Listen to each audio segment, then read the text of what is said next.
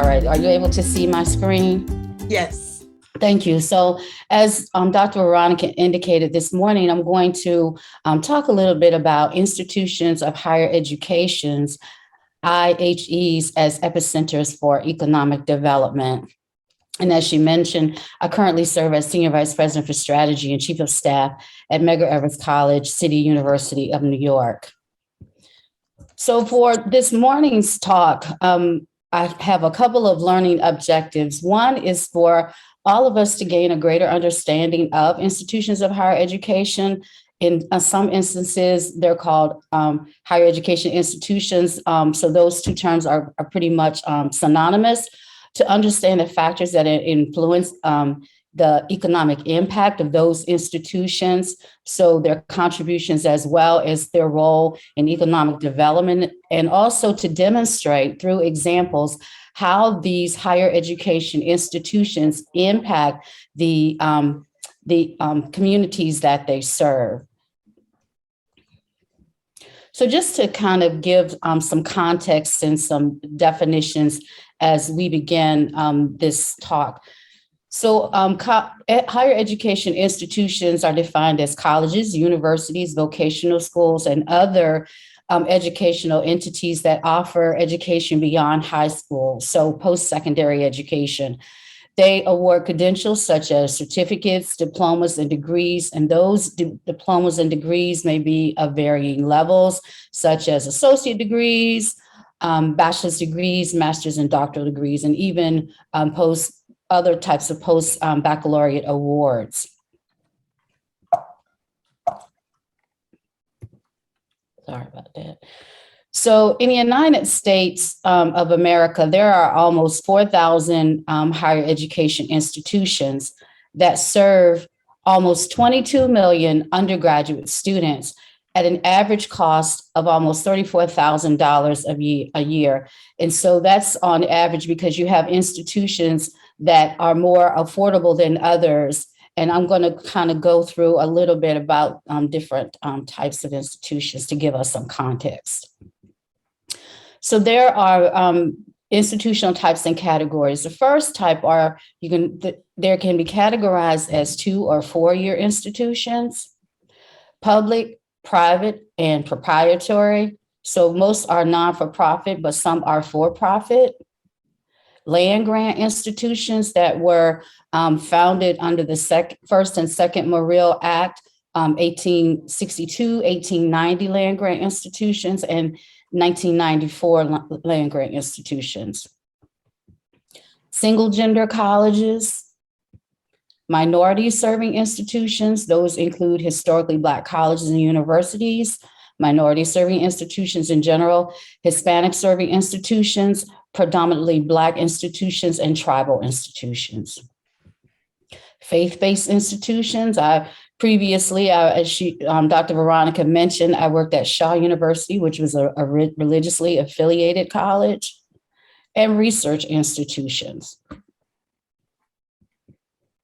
And so, but for this session, I'm going to talk primarily about 3 categories of institutions: the land-grant universities, historically Black colleges and universities, and predominantly Black institutions. And I chose to focus on these types of institutions, one, because land-grant institutions are really citizens institutions because they were designed to support the citizens of the state in which they are located. Historically Black colleges and universities, I've worked at several of those, as you can hear from my bio, and I currently work at Medgar College, which is designated as a predominantly Black institutions. And I'm going to talk a little bit about each of those designations and what that means. So land-grant universities are institutions that have been designated by their state legislatures or Congress to receive funding benefits under the Morrill Acts of 1862, 1890, and 1994. They were designed to teach agriculture, military tactics, and mechanic arts, as well as classical studies, so that members of the working classes could obtain a liberal practical education. And that's why I coined these as citizen universities. And having worked at several of them, I know firsthand the impact that these institutions have made in support of the citizens of the state in which they are located. There are currently 112 institutions with this designation. 19 of those are historically Black colleges and universities, and 33 are tribal universities. The 1862 land-grant institutions are the first set, and they are all predominantly white institutions. The 1890 land-grant institutions, of which there are 19, are historically Black college, and the 1994 land grants are the tribal institutions.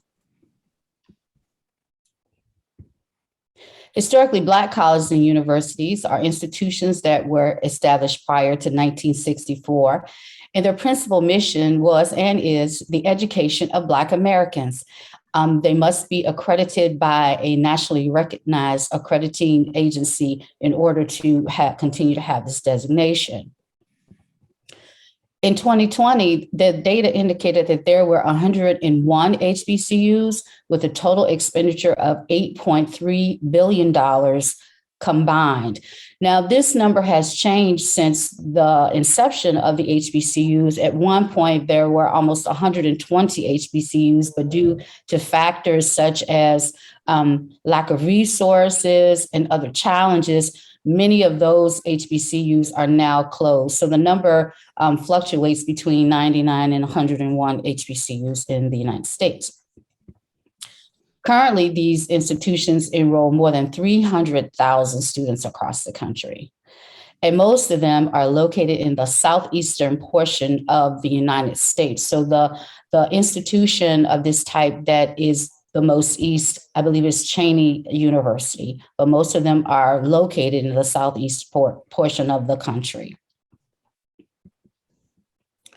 Predominantly Black institutions, of which my college, Medgar College, is, there are currently 67 PBIs in the United States. And these institutions are defined in the Higher Education Act of 2008 as institutions that serve at least 1,000 undergraduate students, have at least 50% low income or first generation degree seeking undergraduate enrollment, have a low expenditure per full-time undergraduate student in comparison with other institutions that offer similar instruction, enroll at least 40% Black American students. Now, oftentimes HBCUs are confused, or they are PBIs are confused as HBCUs. However, an institution cannot be both an HBCU and a predominantly Black institution. And so this is how these types of institutions are defined. And so they are distinct from the HBCUs because the HBCUs, as you saw, were established prior to 1964. So for Medgar College, we missed the mark just by a couple of years. All right. Okay. So what are some of the factors that influence the economic impact that our colleges and universities have on the communities that they serve? And I'm going to just use a couple of those factors. This is not an exhaustive list, but I think it kind of gives us a good overview of some of those factors that help with the economic impact of the colleges and even economic development for those communities. One factor is institutional spending, or the amount of expenditures that a college has each year. Secondly, the amount of student spending, and that typically is related to the number of students or the enrollment at the college. So the larger the college, of course, more spending you will have per student in that community. The employment impact, how many jobs does the college or university support in the community? The alumni education premium, what is the earning potential of the graduates? And does that institution foster social mobility for its graduates? Strategic partnerships. What types of partnerships do those colleges and universities form and bring those partners to provide services and goods and even spend dollars in the community? Overall contributions to the community, whether they be direct services or indirect contributions, and the research impact of those type institutions that are in the community. So I'm going to look at share a couple of examples to look at the different types of institutions that I spoke of. And the first type of institution is a land-grant institution. And the example that I have selected is the University of Maryland at College Park. And so this institution is the flagship institution of the University System of Maryland. It generated an estimated $3.16 billion in economic activity. It serves 41,000 students. So when you think about that compared to some small towns and cities, it is actually a small city. And compared to my upbringing, there were about 5,000 individuals in my town. So it's 8 times larger than the town that I grew up in. So it brings $41,000 to an already well-populated area because it's located about 20 minutes outside of Washington, D.C. This university employs 14,135 people. Their total expenditures in 2020 or $2.5 billion. They invested $2 billion in public-private partnerships in the greater College Park area over the last 10 years. This institution is ranked number 16 in the nation for research and development spending. This is by the National Science Foundation.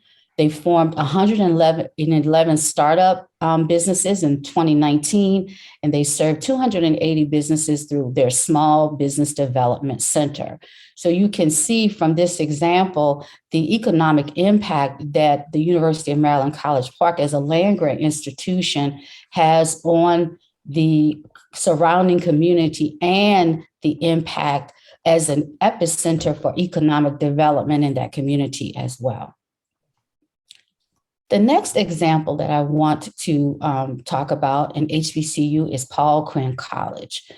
And so maybe 10 years ago or even 15 years ago, you may not have heard of Paul Quinn College, but more recently, because of its visionary president, Dr. Michael Sorrell, it's been in the news a lot. One, because he's done some very innovative things at that college to really support the community and to ensure the sustainability of the college itself, and has created a new urban college model in Dallas, Texas. He demolished 15 abandoned campus buildings that were at the institution, partnered with PepsiCo to transform the football field into the We Over Me farm. And that has gotten a lot of press because of that innovative approach to trying to transform the college. And according to the 2004 study commissioned by the United Negro College Fund, the study is entitled HBCUs Make America Strong, the Positive Economic Impact of Historically Black Colleges and Universities. Paul Quinn College is a valuable economic engine in its community, generating substantial economic returns year after year. And to look at some of that impact, their total economic impact, according to that study for Paul Quinn College, is $19 million. And in parentheses, I have the overall impact for all HBCUs that were looked at in that study. And that number is $14.8 billion for HBCUs collectively. The total employment impact for Paul Quinn College is 164 jobs, 134,090 jobs for all HBCUs combined. The total lifetime earnings for graduates of that college is $53 million, but for all HBCUs, $130 billion. And so my last example, is Medgar College. And it is a predominantly Black college located in Brooklyn, New York. Medgar Evers serves as an educational, social, and cultural hub in the central Brooklyn community, in particular Crown Heights, and has a very unique founding and is noted as a community college because it was born of the community. The citizens of Crown Heights, Central Brooklyn, wanted to have educational opportunities right in their community, and hence advocated to have Medgar Evers College be located within the community. Now, if you look at the historical papers that detail the history of the college, there was a lot of opposition to having a college placed within this community. However, after much advocacy, Medgar Evers College was established finally in 1970. The total impact for Medgar Evers College, we employ 908 employees, that's full-time and part-time employees, with our current total expenditures is $80.5 million. We have a current student population of 3,400 students. And in our rankings, we are ranked 45 in top performance on social mobility. And this is through the U.S. News and World Report's 2021 report. Last summer, the college received a $20.4 million grant from the New York City through its Juneteenth Economic Recovery Fund. And this money is used to provide scholarships for incoming and continuing students through our CHAMPS program, and paid internships for student placements to spur economic growth and recovery in Central Brooklyn community through our Brooklyn Recovery Corps program. And this is a program that I'm very intimately involved with, as I serve as one of the co-leads. And I will tell you, in our first year, we have been able to place students in more than 25 small businesses and nonprofit organizations within the Brooklyn borough, and have about 37 students who are working in those businesses.